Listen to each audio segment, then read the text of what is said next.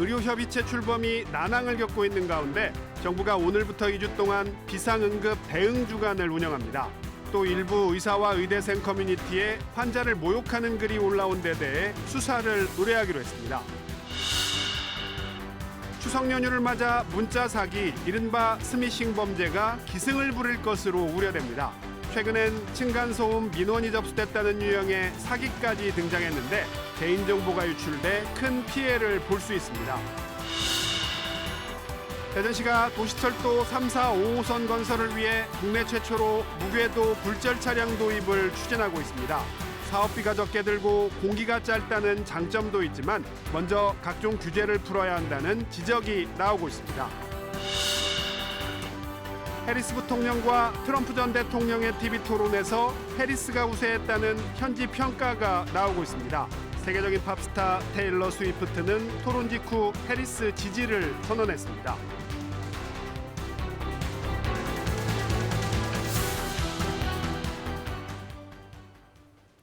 여러분 안녕하십니까? 대전 세종 충남 7시 뉴스 시작합니다. 추석 연휴를 앞두고 정부가 오늘부터 비상응급대응체제 가동에 들어갔습니다. 이와 함께 의사와 의대생 커뮤니티에 환자를 모욕하는 발언이 잇따라 올라온 데 대해 경찰에 수사를 의뢰하기로 했습니다. 첫 소식 홍진아 기자입니다. 환자가 많아지는 추석 연휴를 앞두고 정부가 오늘부터 2주간 비상응급 대응 주간에 들어갑니다. 모레부터 경증 환자가 권역응급의료센터 등 대형 병원 응급실을 찾으면 진료비의 90%를 본인이 부담해야 합니다. 권역응급의료센터에 가는 경우에 13만 원 정도를 부담을 하셨는데 한 22만 원 정도로 평균 한 9만 원 정도 이렇게 본인 부담이 상승을 하게 되고요. 또 응급실 전문의 진찰료는 3.5배 올리고 중증 응급수술에 대한 수가도 추가 가산해 지급합니다. 정부가 중증 응급 환자를 수용할 수 있는 거점 지역 응급의료센터 15곳 정도를 이번 주 안에 지정하기로 했는데 현재까지 20여 개가 넘는 의료기관이 신청했습니다. 정부는 올해 진료 공백 사태 이후 응급실 사망률이 늘었다는 최근 언론 보도와 관련한 해명도 내놨습니다. 올해 상반기 응급실 내원 환자 중 사망자 수는 지난해 대비 소폭 감소했다며 사망률이 증가하는 것처럼 보이는 건 분모에 해당하는 응급실 내원 환자 수가 줄었기 때문이라고 설명했습니다.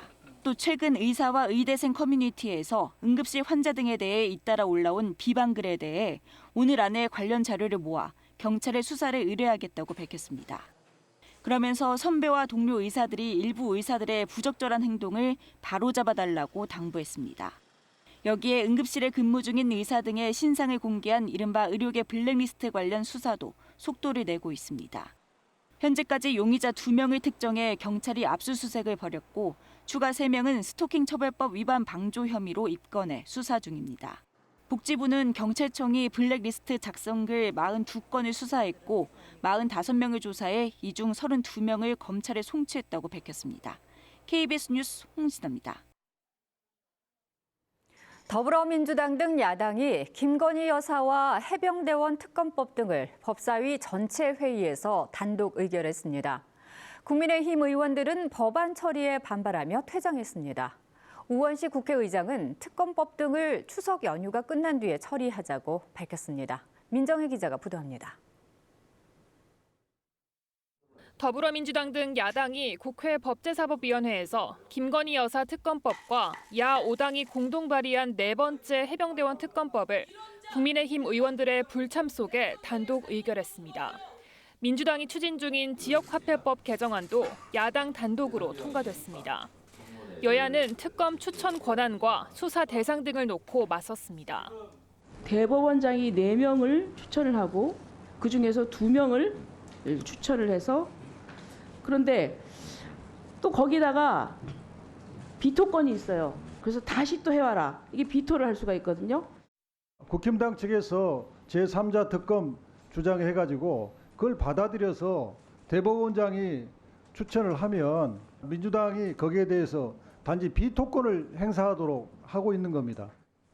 민주당은 3가지 법안을 내일 본회의에 상정하는 것을 검토했는데 우원식 국회의장은 추석 연휴가 끝난 뒤인 오는 19일에 처리하도록 양당이 협의하라고 밝혔습니다.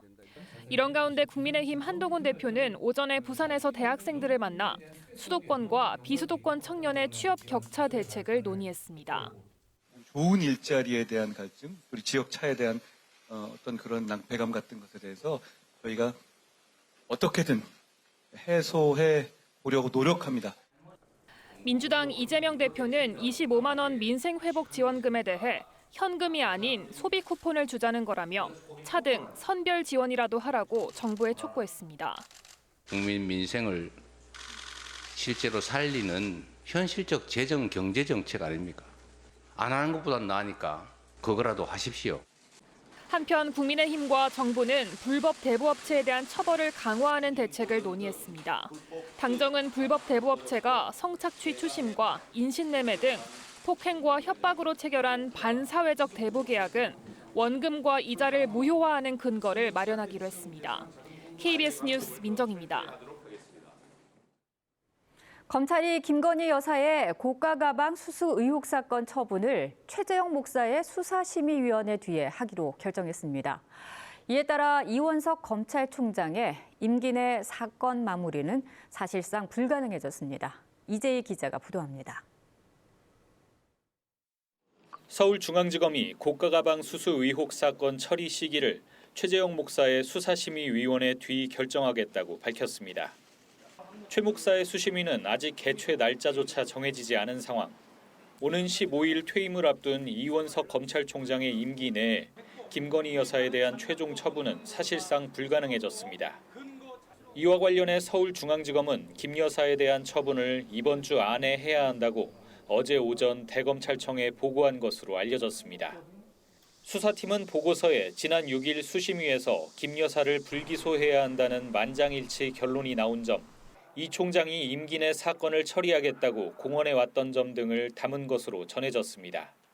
또 김 여사와 최 목사 사건이 고발자와 사건 번호가 다른 별개 사건이라는 의견도 냈습니다.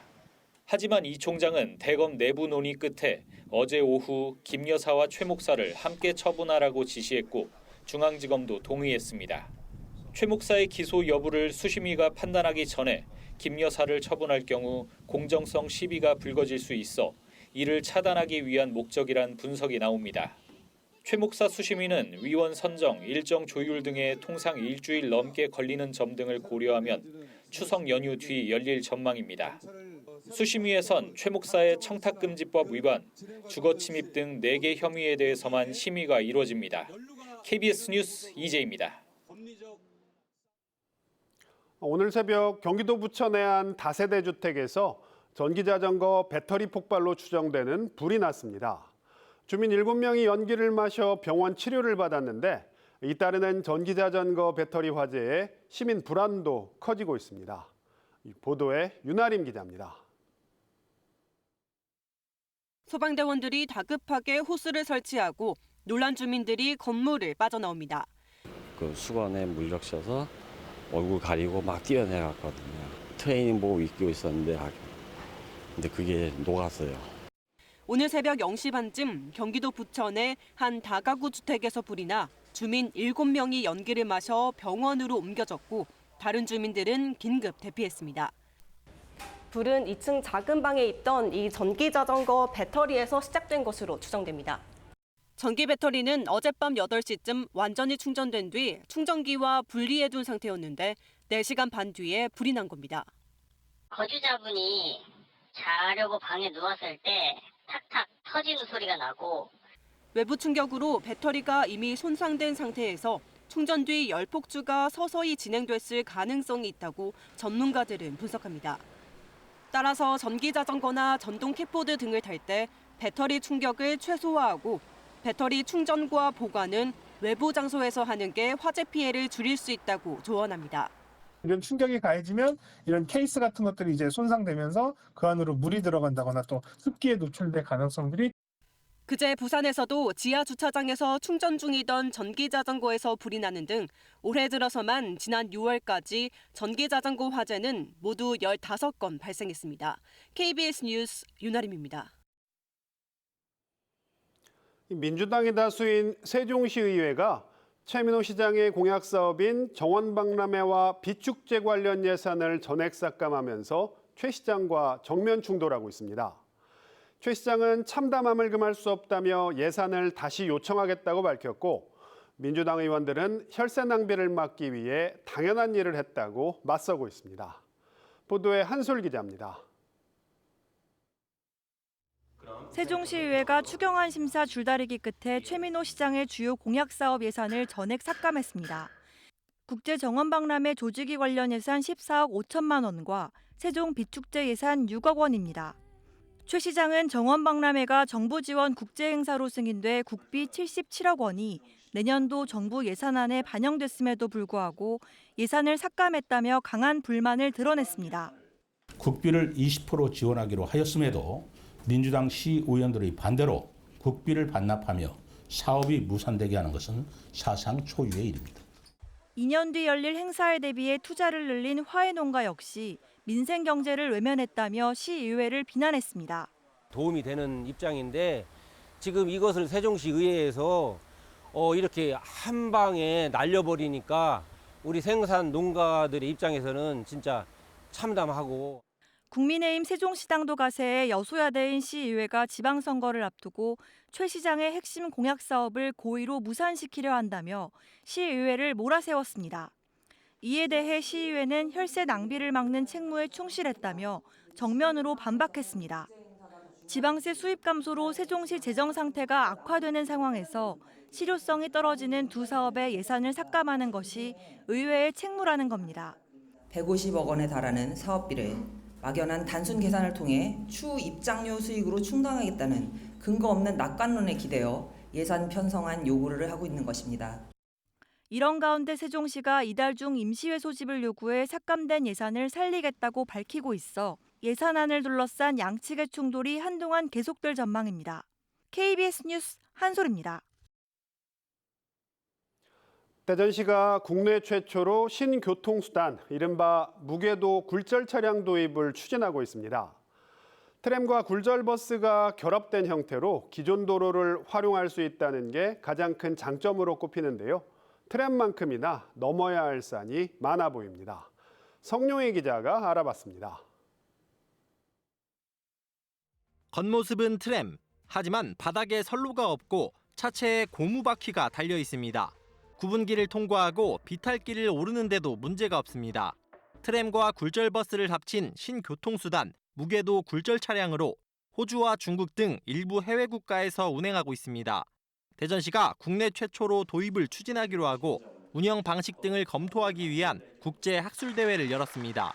대중교통을 혁신적으로 바꿀 수 있는 수단으로 아주 적합하다고 하면 우리가 3, 4, 5호선에도 적용할 수 있다 이렇게 보고 있습니다. 무궤도 굴절 차량의 최대 장점은 트램의 40%에 불과한 건설비와 짧은 사업 기간입니다.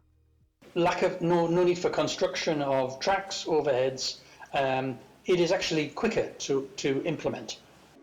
그러나 신교통수단인 만큼 과제가 적지 않습니다. 현행법상 도시철도가 아닌 버스로 분류돼 차량 구입에 국비 지원을 받지 못합니다.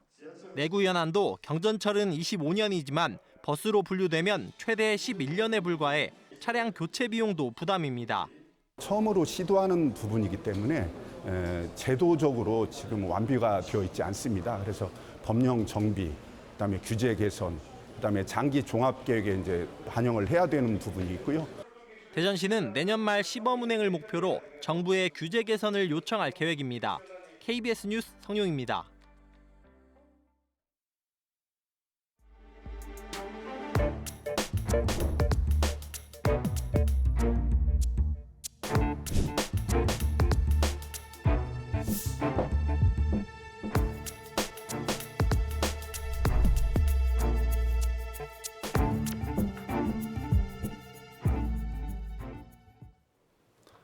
지역 소멸에 대응하기 위한 충청권 특별자치단체가 지난 7월 충청광역연합으로 행정예고를 마쳤습니다. 전국 자치단체 가운데 행정안전부 승인을 받은 첫 사례인 만큼 귀추가 주목되고 있는데요. 이와 관련해 전국시도 지방시대위협의회 육동일 회장 모시고 이야기 나눠보겠습니다. 회장님 어서 오십시오. 네, 반갑습니다. 저는 교수님이라는 호칭이 더 익숙한데. 네, 뭐 그렇게 불러줬습니다. 네. 교수님, 일단 대전, 세종, 충남, 북이 함께하는 충청광역연합이 11월 출범을 앞두고 있잖아요. 네.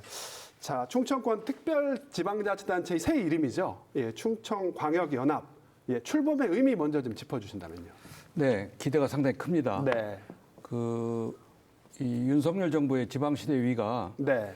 4+3 광역 특화 발전 전략을 가지고 있거든요. 네. 그런데 그 중에 뭐 우리 충청권 광역연합도 있지만 대구 경북의 메가시티, 부울경, 전남, 광주가 있었는데 나머지 메가시티는 다 일시 정지가 됐고 우리 그렇죠. 충청만 남아서 지금 착실하게 진행이 되고 연말에 이제 공식 출범한다고 하는 건데 첫째는 그 중요한 이유 중에 첫 번째 이유는 지금 수도권과 비수도권의 격차가 점점 벌어지고 있습니다. 그렇죠. 수도권의 인구가 지금 50.7%가 되고요. 또 지역 총생산 GRDP도 52.5%가 넘었습니다.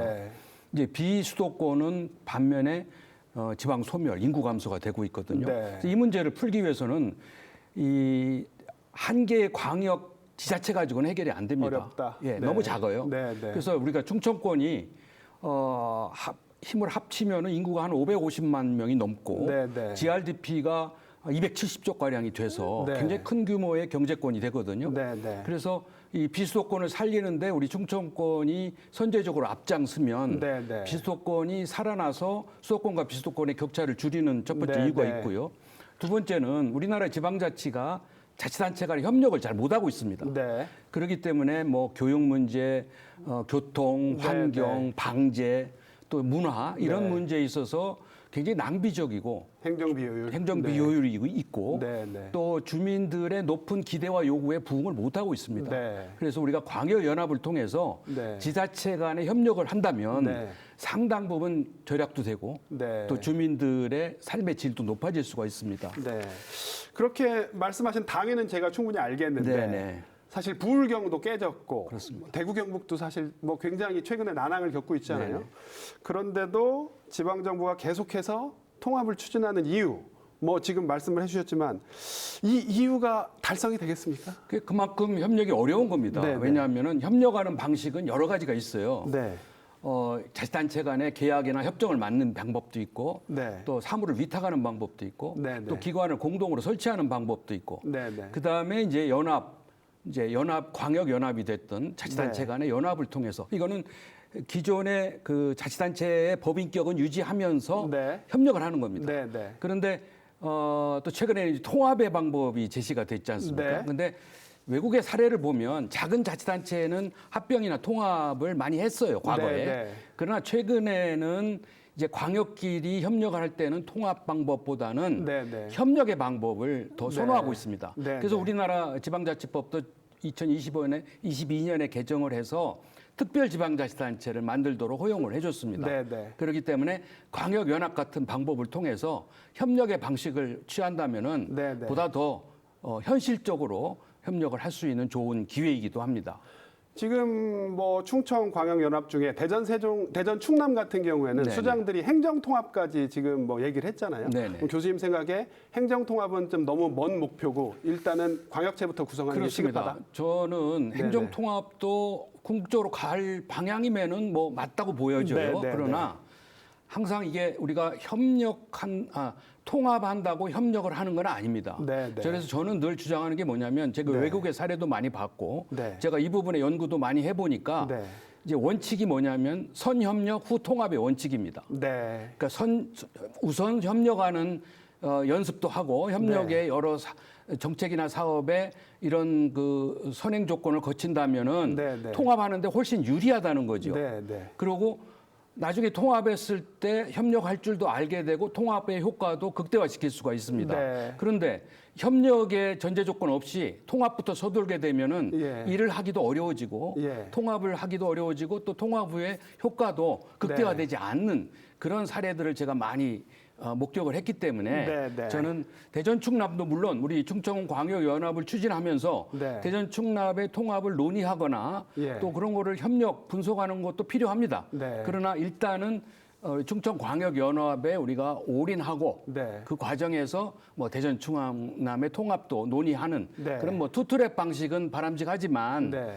이게 초점이 바뀌어 버리면은 그 상당히 혼란스러워지고 네. 자칫하면은 잘 만들어진 이 기회를 놓칠까봐 네. 제가 조금 걱정을 하고 있습니다. 뭐 그래서 협력을 한다고 해도 뭐 협력을 할 모델이랄까요? 사업 같은 연계 사업 같은 게 있어야 되지 않겠습니까? 많죠. 네. 지금 우리 충청권이 같이 머리를 맞대면 네. 글로벌 신산업도 새로 개발할 수가 있고 네.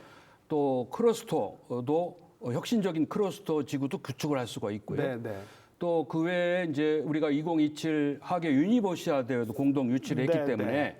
착실하게 이제 준비를 해서 성공적인 개최를 해야 되지 않겠습니까? 네, 네. 그래서 이런 부분도 필요하고 또 우리 충청권은 같은 문화권입니다. 네, 네. 백제 문화권. 그래서 이런 문화권을 전통을 우리가 살려서 네. 좋은 문화 지역으로 예. 문화 생태계로 만드는 그런 효과가 있기 때문에 네. 반드시 우리 충청광역연합은 성공적으로 조성이 돼야 된다 이렇게 볼 수 있습니다. 그런 사업들을 하려면 어떻게 보면 중앙정부의 지원 그리고 또 광역연합 구성하는 데 있어서 법적인 제도 네네. 이런 것들이 지금 뒷받침이 돼야 될 것 같은데 자 충청광역연합이 지금 성공하려면 어떤 과제들이 좀 선결이 돼야 된다고 우선 보십니까? 이제 관에서 서둘러서 시작을 했습니다만 네, 관주도 그리고 하향적으로 이루어지는 광역연합은 그렇게 네. 성공의 결과를 내기가 많지 않았습니다. 네. 그래서 저는 관주도보다는 민관이 네. 또 민관언 학이 네, 같이 네. 가버넌스를 만들어서 네. 공동으로 모색해서 네. 주민들의 공감대 형성을 이루는 게 가장 중요하고요. 네, 네. 그다음에 방금 전에 말씀하신 바와 같이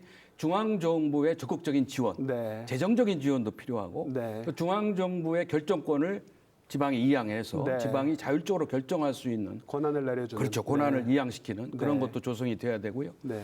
또 강력한 리더십, 일관된 리더십도 필요합니다. 네, 네. 또한 그 외국의 사례도 우리가 좀 지켜보면서 네, 네. 그 실패 요인을 좀 줄이고 네. 성공적인 요인을 찾아서 이번에 이 기회를 절대 놓쳐서는 안 됩니다. 이번 기회가 꼭 잡아야 되는 기회다. 네, 알겠습니다. 그렇습니다. 교수님 오늘 말씀 여기까지 듣겠습니다. 네, 고맙습니다. 감사합니다.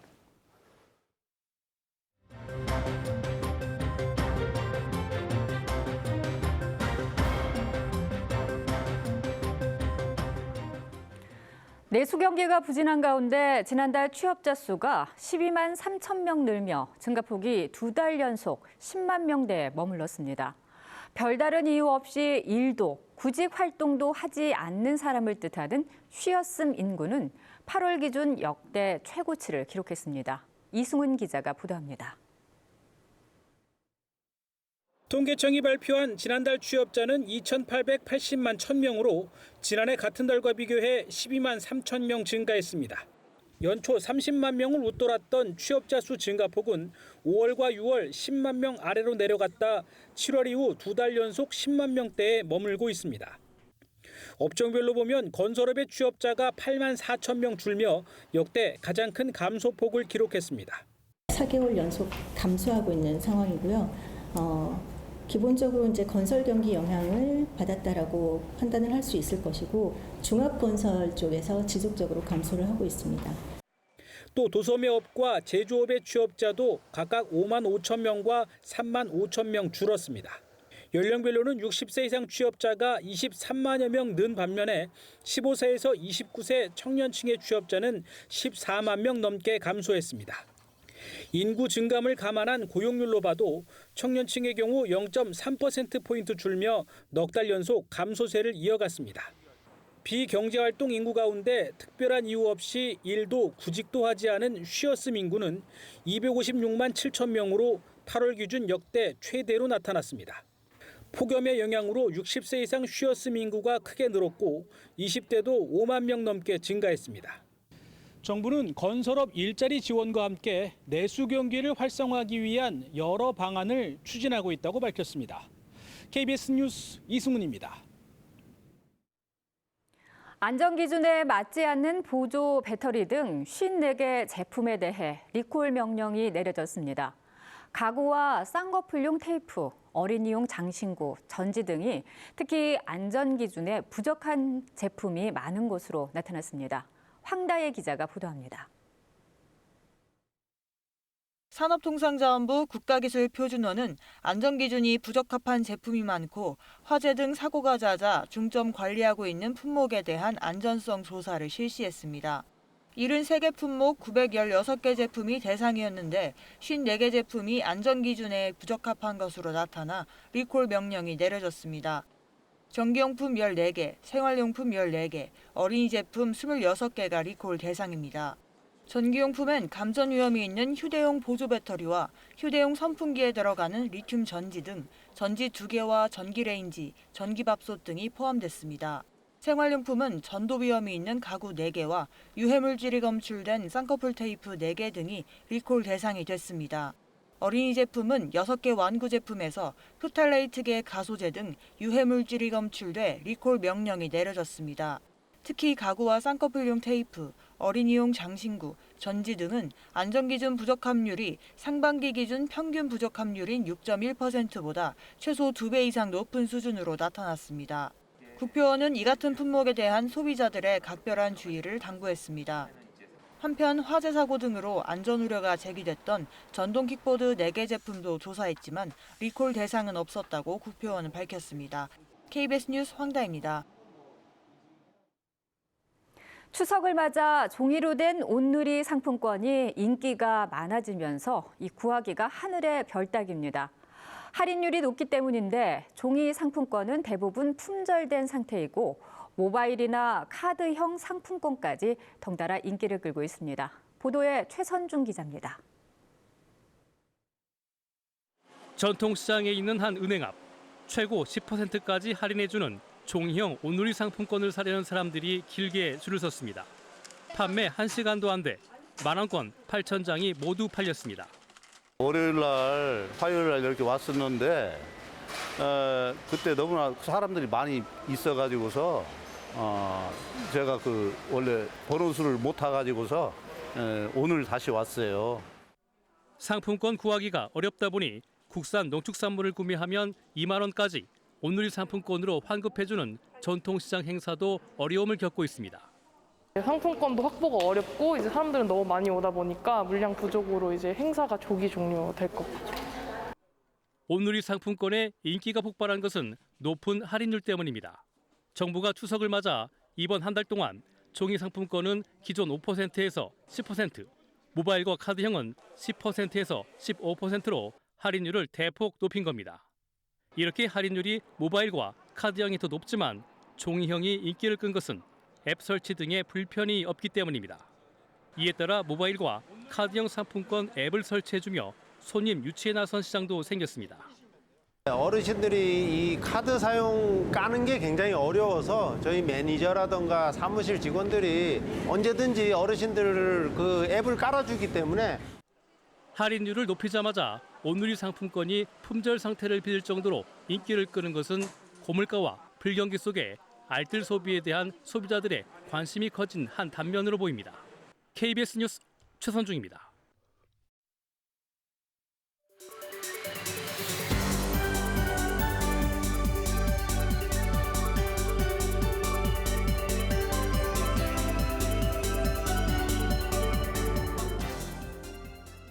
뉴스의 깊이를 더하는 시간 뉴스 더하기 박연선입니다.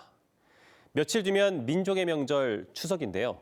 오랜만에 반가운 가족들과 시간을 보내다 보면 소음이나 주차 문제 등으로 이웃 주민들과 원치 않던 마찰을 겪는 경우가 있습니다. 지역 맘카페에 소개된 문자 메시지를 하나 보겠습니다. 층간소음으로 민원이 접수되어 안내드린다. 신뢰할 만한 발신처 이름에 그럴듯한 문구를 보다 보면 함께 전송된 인터넷 주소를 누를 수도 있겠는데요. 사실 이 문자, 민원을 빙자한 문자 사기, 이른바 스미싱으로 인터넷 주소를 눌러 악성 앱이 설치되면 금융정보나 개인정보를 도둑맞아 큰 피해로 이어질 수도 있는 악질 수법입니다. 다음 문자도 보실까요? 폐기물관리법 위반 과태료 부과 사전 통지서. 마치 공공기관에서 보낸 것 같지만 역시 문자 사기입니다. 이처럼 문자 사기 수법이 갈수록 교묘해지면서 정상적인 문자와 구분하기가 점차 어려워지고 있습니다. 청자들이 깨놀고 있을 때 층간소음이라고 연락 오면 안 누를 사람이 있겠어요? 당연히 누르지. 또 배송 완료됐다고 우체국 택배라고 공공기관 사칭을 하잖아요. 안 속을 사람이 있겠어요? 실제 이런 공공기관 사칭형 문자 사기는 2022년부터 올해 상반기까지 116만 건이나 발생했습니다. 전체 문자 사기의 71%를 차지할 정도로 심각한데요. 정부와 관계부처는 추석 연휴에 관련 사기 피해가 특히 급증할 것으로 보고 각종 대책과 예방책을 내놨습니다. 먼저 우체국 소포상자와 전통시장 택배상자에는 문자 사기 예방 문구가 부착되고요. 경찰도 SNS 등을 통해 예방 활동을 강화하기로 했습니다. 과기정통부는 추석 연휴 동안 문자 사기를 24시간 탐지하면서 악성앱 발견 즉시 긴급 차단 조치에 나설 계획입니다. 네, 추석 명절을 이용해서 시사성을 교묘히 활용을 해서 또는 택배의 번호를 활용해서 해밍싱의 범죄가 빈번할 수가 있습니다. 바로 클릭하기보다는 주변 상황을 정확히 파악을 해서 개인정보를 정확히 관리하는 것이 필요하다고 보입니다. 하지만 대부분 수신자가 조심해야만 하는 수동적인 대책에 불과한데요. 전문가들은 통신사와 문자 재판매 사업자 등 발신자 측에 적극적 대처를 요구하고 있습니다. 특히 1,200개 가까이 난립해 있는 문자 재판매 사업자의 진입 요건을 높이고 관리 감독을 강화해 불법 스팸 문자를 원천적으로 차단해야 한다는 지적입니다. 또 사기 가담자에 대한 강력한 처벌도 주장하고 있습니다. 문자 판매사들이나 재판매사들의 해킹을 통해 공격하는 경우가 있어서 보안 대책도 필요하고 특별히 이동통신 사업자들도 인증수단을 통해서 적절한 판매사인지 확인할 필요성이 있습니다. 만약 사기 피해를 당해 정보 유출이 의심되는 상황이라면 즉시 해당 금융회사에 일괄 지급 정지를 요청하고 전화번호 112 또는 금감원 보이스피싱 지킴이 등에 신고해 도움을 받으셔야 합니다. 지금까지 뉴스 더하기였습니다.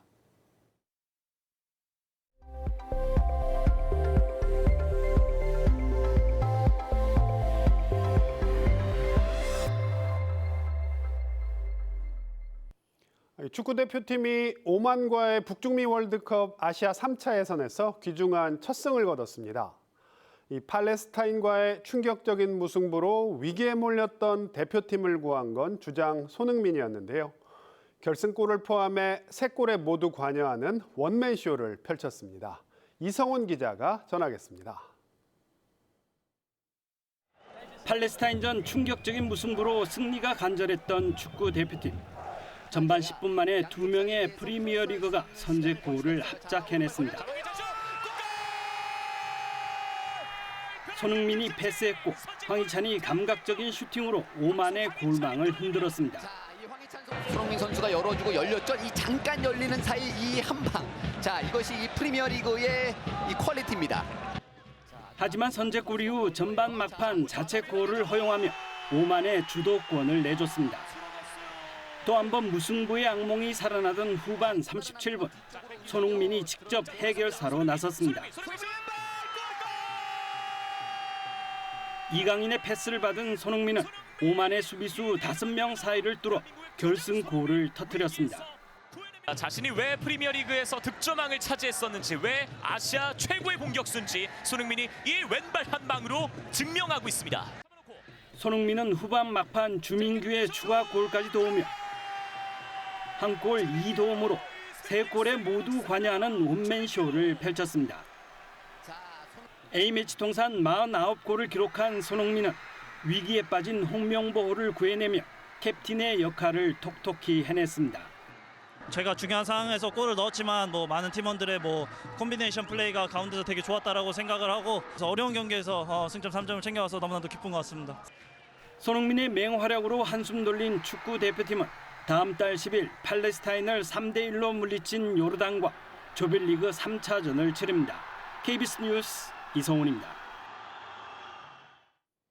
미국 대선을 50여일 앞두고 해리스 부통령과 트럼프 전 대통령이 첫 TV 토론에서 맞붙었습니다. 경제와 낙태, 이민 등 모든 핵심 현안에서 첨예하게 맞섰는데 현지에서는 해리스가 트럼프보다 토론을 잘했다는 평가가 나오고 있습니다. 위재천 기자입니다. TV 토론에서 사실상 처음 만난 두 후보 악수부터 나눴습니다. Kamala Harris, let's have a good debate. 상대가 말할 땐 끼어들 수 없다는 규칙에도 여러 번 설전이 오갔습니다. He is more interested in defending himself than he is in looking out for you. Will she allow abortion in the 8th month, 9th month, 7th month? Come on. Okay, would you do that? 서로의 약점인 사법 리스크와 경제 문제를 놓곤 공세 수위가 높아졌습니다. I think this is so rich, coming from someone who has been prosecuted for national security crimes, economic crimes, election interference. It will be the end of our country. She's a Marxist. Everybody knows she's a Marxist. Her father's a Marxist professor in economics. 특히 북미 관계에 대해선 두 후보가 전혀 다른 의견을 내놨습니다. He exchanged love letters with Kim Jong-un, and it is absolutely well known that these dictators and autocrats are rooting for you to be president again. I'm just quoting him. China was afraid of him. North Korea was afraid of him. Look at what's going on with North Korea. 100분 동안 치열한 공방이 오간 첫 TV 토론. 뉴욕타임즈는 해리스가 우세했다고 평가했고 토론 직후 CNN이 실시한 여론조사에서도 해리스가 잘했다는 시청자는 63%로 트럼프 37%보다 높았습니다. KBS 뉴스 위재천입니다.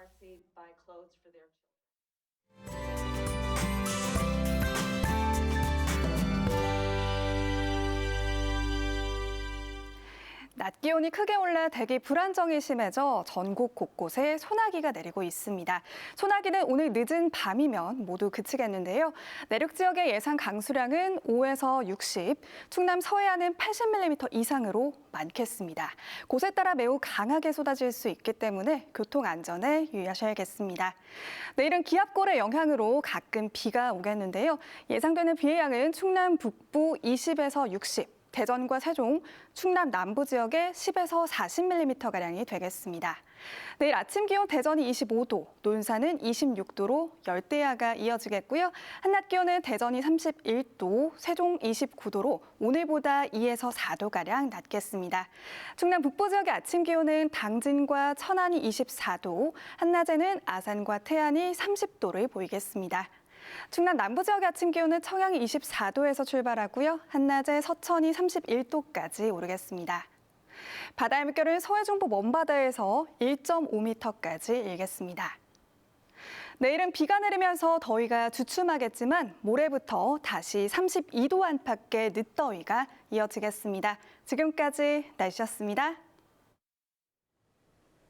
네, 오늘 준비한 소식은 여기까지입니다. 7시 뉴스 마칩니다. 시청해주신 여러분 고맙습니다.